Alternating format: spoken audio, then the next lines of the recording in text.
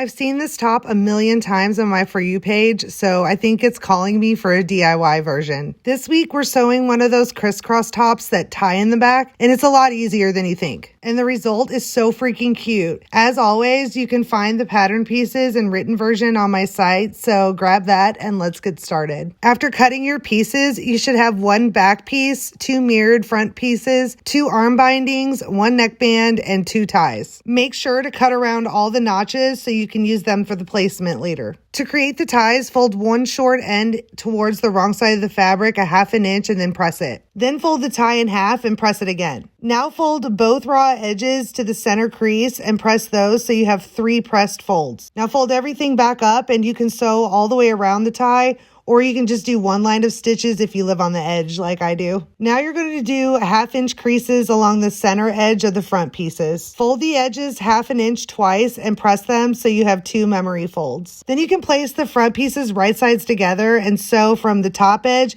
down to the placement mark at a 1 inch seam allowance right along the inside memory fold. Once you have that seam done, place the front piece wrong side up so you can see the seam allowance. Then refold the memory folds away from the seam to create like a hem all the way down both sides and then sew them into place. This is what the front piece should now look like from front to back. Now you can sew the front to the back piece right sides together along the shoulder and side edges. Once that's done, we'll hem up one side along the back and down the other side, again folding the edge back a 1/2 inch twice and sewing. Then you'll baste the raw end of the ties at the center edges along the hemline, just overlapping the inner hem. Make sure you're doing this on the wrong side of the fabric. Now fold the hemline a 1/2 inch twice, just like the other hems, except now your ties will be enclosed. Now we're almost done. We just have to sew the neckband and the arm bindings. For the neckband, fold it in half right sides together and sew along the short edge. Then fold the wrong sides together to make like a skinny cuff. And then place it around the neckline right sides together, matching up the seam on the neckband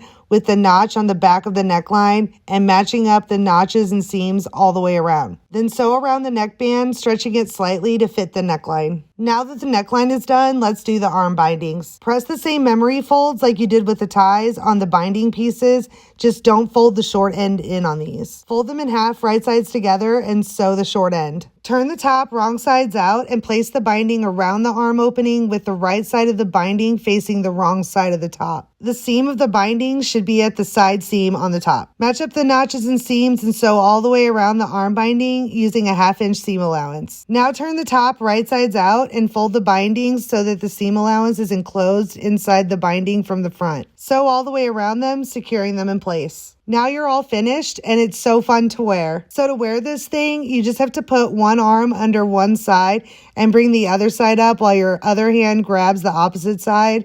And then you bring the ties to the back and tie in at a knot or a bow, and it's so cute. And since I know someone is going to ask, I actually did try it on backwards. It does work out and has a different look. It just has a slightly higher neckline if you're okay with that sort of thing. Either way you decide to wear it, I hope this tutorial helped you. And I've already started on a few more to post with at least one that doesn't require any pattern pieces to print. So make sure you like and follow, and I'll see you on the next one.